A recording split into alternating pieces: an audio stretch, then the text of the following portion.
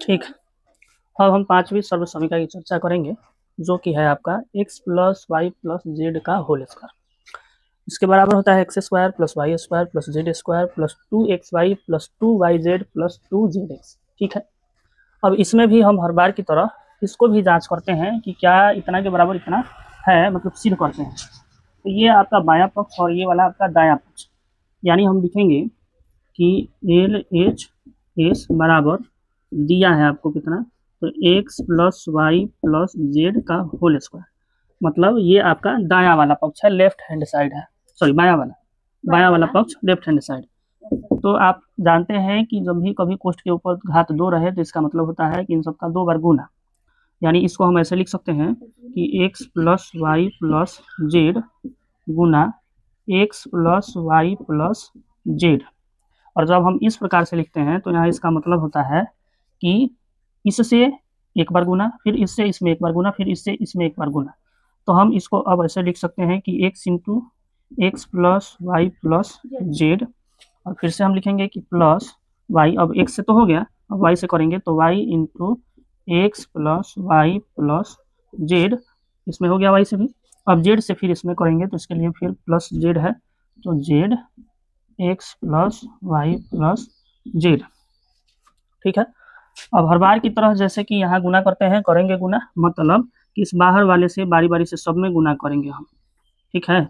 और ठीक फिर इससे इसमें, इसमें और इसमें, और इसी तरह से उसमें भी करेंगे। तो इस तरह से हम करके कैसे लिख सकते हैं कि एक्स का गुना एक्स से तो एक्स स्क्वायर बनेगा, और फिर एक्स का गुना वाई से तो प्लस एक्स वाई बनेगा, फिर एक्स का जेड से तो एक्स जेड बनेगा।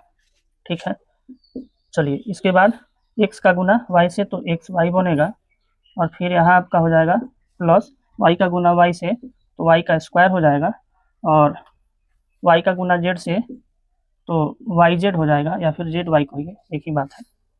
प्लस फिर आपका तो यहाँ जेड एक्स बनेगा, और फिर यहाँ आपका वाई जेड बनेगा, और यहाँ जेड का स्क्वायर बनेगा। तो अब हम एक काम कर सकते हैं यहाँ पर में कि आप देखें तो पहले एक्स स्क्वायर वाला को अलग कर सकते हैं, मतलब जो भी स्क्वायर वाला है, यहाँ एक्स स्क्वायर जैसे वाई स्क्वायर जैसे जैसे जेड स्क्वायर, इसको हम चाहे तो पहले ले सकते हैं। तो जैसा कि आप भी जानते हैं कि बड़े वाले को पहले रखा जाता है, तो ये सब इसका घात 2 है, इन सब की अपेक्षा ये बड़ा है, तो इसको हम पहले ले सकते हैं। तो यहाँ हम कह सकते हैं कि X square plus Y square plus Z square. अब इसके बाद हम लिखना शुरू करेंगे, तो इसके बाद है आपका एक्स वाई। तो थोड़ा सा देख लेंगे कि क्या एक्स वाई की संख्या इसमें और है क्या। तो एक्स वाई एगो यहाँ पर है और एगो यहाँ पर है, तो हम कह सकते हैं कि 2xy। फिर आगे चलेंगे तो एक्स जेड देखेंगे, तो एक्स जेड एगो यहाँ पर है, और है क्या इसमें, तो हाँ यहाँ पर है, जेड एक्स कहिए चाहे एक्स जेड कहिए, आप दोनों ही लिख सकते हैं, एक ही बात है, एक्स जेड। तो एक्स जेड एगो यहाँ पर है और एगो यहाँ पर है, इसलिए हम कह सकते हैं 2x जेड या फिर जेड एक्स, 2x जेड कहिए या फिर जेड एक्स कहिए, एक ही बात है। फिर थोड़ा सा आगे चलेंगे, यहाँ दिखा एक्स वाई, देख लेंगे क्या एक्स वाई है, एक्स वाई तो हो गया, हाँ एक्स वाई तो हो गया, हाँ अब वाई जेड, तो यहाँ एगो वाई जेड है और यहाँ भी वाई जेड है, तो हम कह सकते हैं 2yz। और इस तरह से हमारा अब जो दाया वाला पक्ष था वो प्राप्त हो जाता है, यानी RHS हमें प्राप्त हो गया। ठीक है। तो अब यह सिद्ध हो चुका है कि इतने के बराबर इतना ही होता है। ठीक है। या फिर यदि कोई प्रश्न आपको इस रूप में दिया रहे तो आप इसको इस रूप में भी लिख सकते हैं, और इस रूप में दिया रहे तो तोड़ करके इस रूप में भी लिख सकते हैं। मतलब ये उल्टा सीधा दोनों टाइप से काम करता है। इस टाइप का दिया है तो इस तरह से कर सकते हैं, और इस टाइप का दिया है तो इस तरह से कर सकते हैं। हाँ, बराबर का मतलब है कि दोनों बात सेम ही है, आप वैसे लिखो चाहे वैसे लिखो, मान बराबर ही आने वाला है। देखिए आप इस दिए गए प्रश्न के अनुसार देख सकते हैं कि यह जो भी इसका रूप यहाँ पर में दिया गया है, इस सर्व समीकरण से मैच हो रहा है, इस सर्व समीकरण से मैच कर रहा है। x तो उसके जगह आपका 2m है, और y तो उसके जगह आपका 3n है, और z तो उसके जगह आपका 4p है, और होल का स्क्वायर मैंने सबका घात 2, तो सबका घात 2 ही है। मतलब जब ये हमारा इस वाला सर्व समीकरण से मिल रहा है, इस पर हम इसको तोड़ सकते हैं। तो इसलिए हम कहेंगे चूंकि x plus Y plus Z का होल स्क्वायर बराबर X square plus Y square plus Z square plus 2xy plus 2yz plus 2zx से ऐसा हम कह सकते हैं। ठीक है, तो आप यहाँ इसको लिखिए 2m plus 3n plus 4p का होल स्क्वायर बराबर इसको नीचे लिख लेते हैं, उधर शायद कम पड़ जाए।